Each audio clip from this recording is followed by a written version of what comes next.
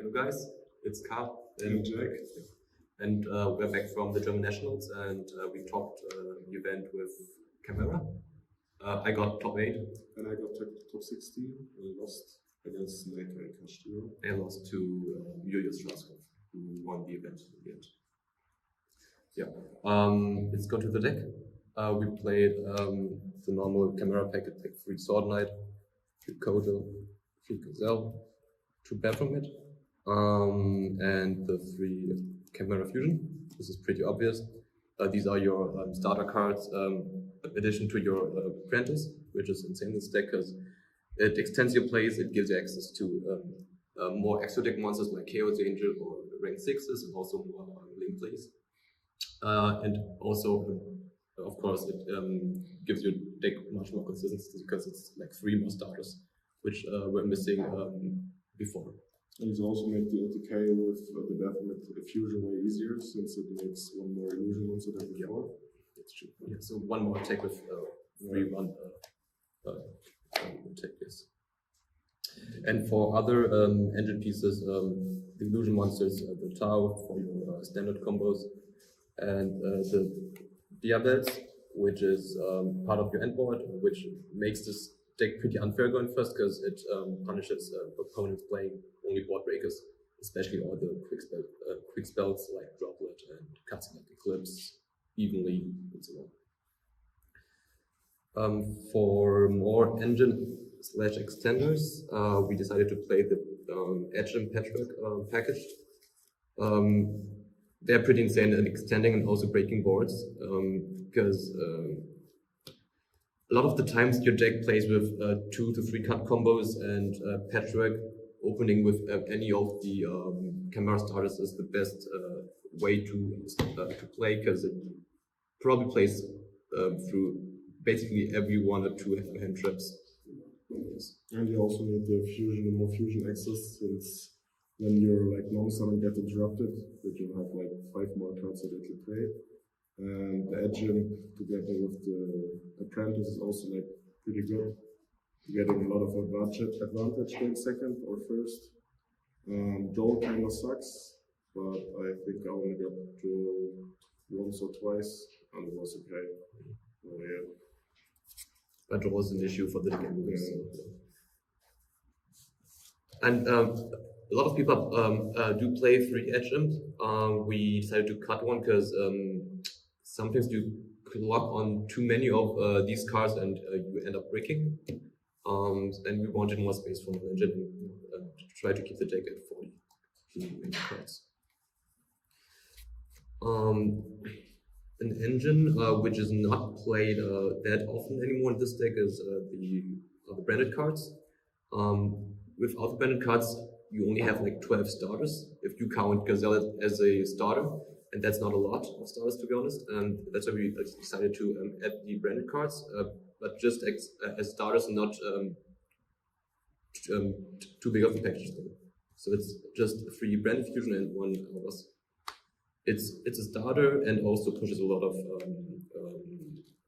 pressure because Mirror Jade is very strong into a board, also in them too. Yeah, it's like a starter and a board breaker in 1 card. The people, when you play against Snake-Eye, the people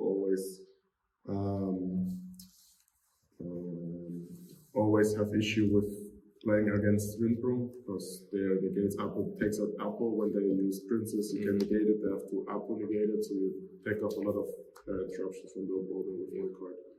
One time, one for example, I played against Snake Eyes.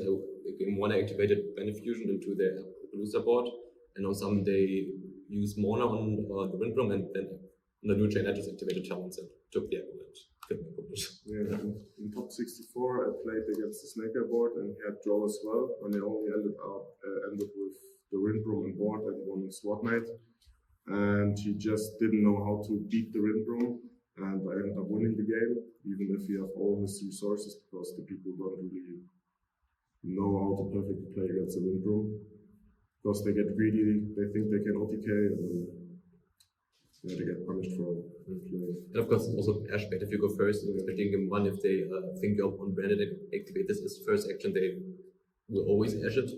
If you need to your Mercer Knight go through, you activate this as a first card, and then it's also pretty good against the Biru when you summon Rindrum, because you get a lot of interruptions through that. Yes. That was the engine, 30 engine cards, and the 10 last cards in the main deck are non-engine. We decided to play no hand trap in the main deck and play more like a wall breaker approach. So we played 3 Talons, 3 Clips, 3 Droplets, and Called by the Grave. They all were going first and second really well. Usually, if you only draw 1 hand trap against Snake Eyes, it's not enough. You get punished a lot by cards like Talons and Cross Out. And you can also draw these as a 6th card. And they are really, really good going first because they help you to play through hand traps. Especially Eclipse was the same for me going first to dodge Impermanent Invaders or Enormous Summon. Yeah. And also, if you go first, this is also pretty good in addition to your board. Yeah. And this one is probably the best card going second into almost any board. Eclipse covers a lot of weird matchups. It's not the best card against Snake Eyes if you go second. It beats Centurion, Curly, Runic Stun. It's also fine against Lab. Sometimes you can prevent Puppet Lock with Eclipse if they don't open like the perfect 2 or 3 card combos. It was pretty good for me overall. I think it's also fine against the Snake Eye matchups since you can bait out the Harbinger, or when they try to SP you early, and you can just chain it to IP effect, then the Flame Bridge gets set, and they have to link away the Apo. The Princess is dead too. Yeah, and also against Skill Drain, some people main Skill Drain, so you can have more outs in the main against Skill Drain. In general, you play pretty well into Skill Drain decks like Runic Stun, because you have like a lot of options to dodge Skill Drain. And this also beats a rivalry pretty well, because you can just set your monster and then go out for a Poly or Camera Fusion to Guardian Camera and move the board. Yeah. That was my main deck, 40 cards. I think it was pretty consistent. I didn't break a single game actually, and I also played every time against any hand trap going first. I've never passed on a hand trap on a normal summon or nothing. I think that deck was pretty insane for me. Yeah, for me as well. For the actual deck, the small camera and 2 Baphomets. You probably need this one for the grind game. It's easier to summon this one, and you need the second one probably for the big camera, which just steals game. Yeah, especially if you go second and draw a Droplet, you can set all your cards to the graveyard to get to the whole board, and then summon a Swordnet and kill the opponent with 5 taps with this guy. It's also pretty nice when you summon both of them in the first turn, that you can play through them, and you get a lot of resources for turn 3. Yeah, Nip doesn't hurt the deck too much if you have these 2 in rotation, because the opponent loses a lot of cards. If you drop talents in addition to that, they simply handle themselves. For the other fusion monsters, 2 Guardian Chimera, probably the best card in the action deck. Yeah, I think we need to play 2. The Magnum, this is also pretty standard. For the branded extra deck, we played 1 Windrum, this is obvious, 1 Albion and 1 Murderjade. We decided to not play the Lubellion because it didn't come up too often, but I missed it once to be honest in the tournament against Rika, because the Aromage Link 3, I think, is a dark monster, and that's screwed me. Yeah. And our last extra deck monster, fusion monster, is Garura. We don't play Super Poly, but this one comes up if you have like actually bricky hands, if you just open like Patchwork cards and the Baphomet. Because, for example, if you draw this, and a Poly or a Chimera fusion, let's say we open like this, you can fuse into Garura, get a Patchwork, get 2 new cards, and then you can go into either Magnum to get 2 draws, or you can go into Muckraker if you don't expect hand traps. And if you really want to get safely into your Chimera engine, you can just go into Muckraker with Enormous Summon Etchem.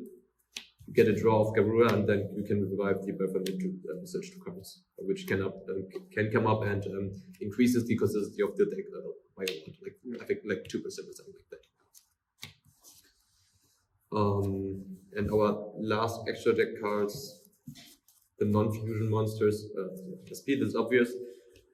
The apprentice makes this one comes up more often, going second, especially if you, for example, go into Chimera as the first action. Your gazelle searches you the apprentice, then you can summon her, search another engine card, and then you can go into SP, remove some cards, and even after that, you can still OTK your opponent with the big illusion guy, because this one does not attack directly; it just kills the opponent by attacking the same monster. Yeah. You also need the SP for some combos when you really play against it. Yeah, if you cannot afford going into the small Chimera and only into the Baphomet, you sometimes need to go to SP to play around Ash or Nip. If you have like this board, and you can go into SP, you can banish your Gazelle from the graveyard, so you have a target for your Baphomet on the next turn. If you get ashed on this or get nipped on your end board, which can be crucial. Because when you go here into last and then get ashed here, you lose. You lose all of your engine. Yeah. And your Chimera Fusion is dead, and you actually cannot play if you didn't draw more engine cards, like more fiend types or beast type monsters. Chaos Engine, this one is also pretty standard in this deck. This one was really insane for me. If you get Deep Buried, you can still sit on this card. Snake Ace cannot out this card if they don't play Goddess in the extra deck, and also Tenpai has a hard time to out it if they don't play the Samurai Destroyer. And also with Muckraker, you can even summon it multiple times per turn and remove 2 cards. Yeah, post side getting better because they usually side out droplets going second, droplets out going second. So it's that against the Diabolds. So they have even less outs in the lane when they don't side Dracula or something. And our last extra deck card is Lars. We decided to play Lars or Beatrice. Beatrice did not come up too often in testing. And if you have a board with Diabolds, Quick Spell, and Ring 6, you always want to play Lars, so you can negate 1 spell if you don't hit it with Diabolds. Yeah. And it's better into the board breaker decks. So it's really good against Tenpai if you end on Lars and Diabolds and a set Quick Spell. We don't play the Sinu Archfiend, so many people play Beatrice and the Sinu Archfiend package in the side deck, but we decided to not play that. Because there was no space, and Simo Archfiend on its own, if you pass on no board, if you get hand trapped to death by Snake Ace, for example, you still get killed by 1 no summon Snake Ace Edge. Yes.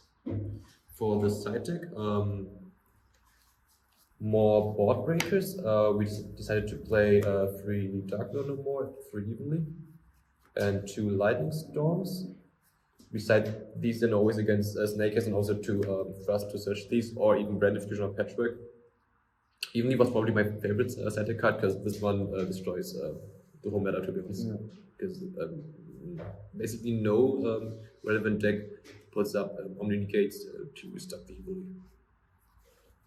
Yeah, and we played Lightning Storm over the Feather Duster because when we have, for example, Evenly and Lightning Storm, and they keep the skill drain or the Apo, you always have the out. And when you have, for example, Duster here and they keep the Apo, then the Duster is dead. You might lose to the Apo. Yeah, it's just better against Apo.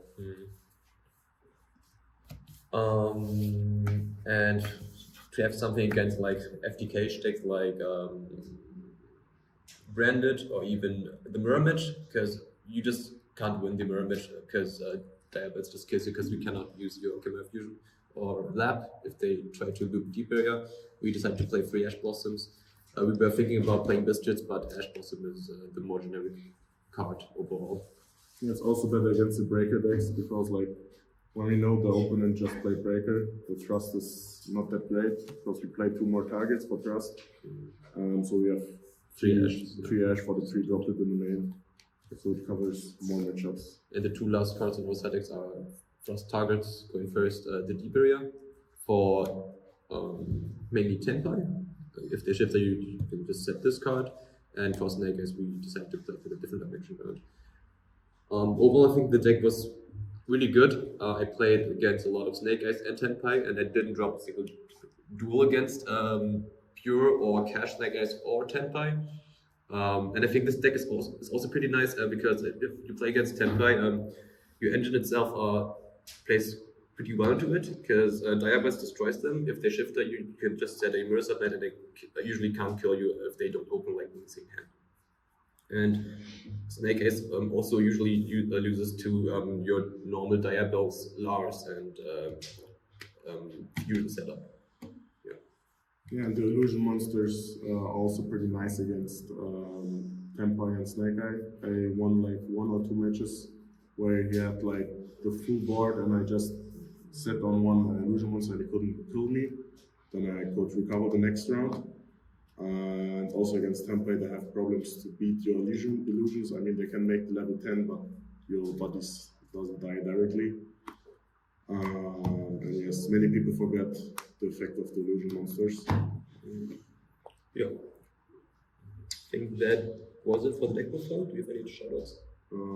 Shoutouts to my team Card Investor, and shoutouts to Khan, who built the deck with me, and all of my friends, and the Bill on the team, of course. Shoutouts to my team Red Trade, shoutouts to Dennis, and all the guys I tested with. Shoutouts to Tom and Ty. Shoutouts to Leonard, Leon, and the whole local store and our local store in Berlin, Ebeland. Yeah, I think that's it.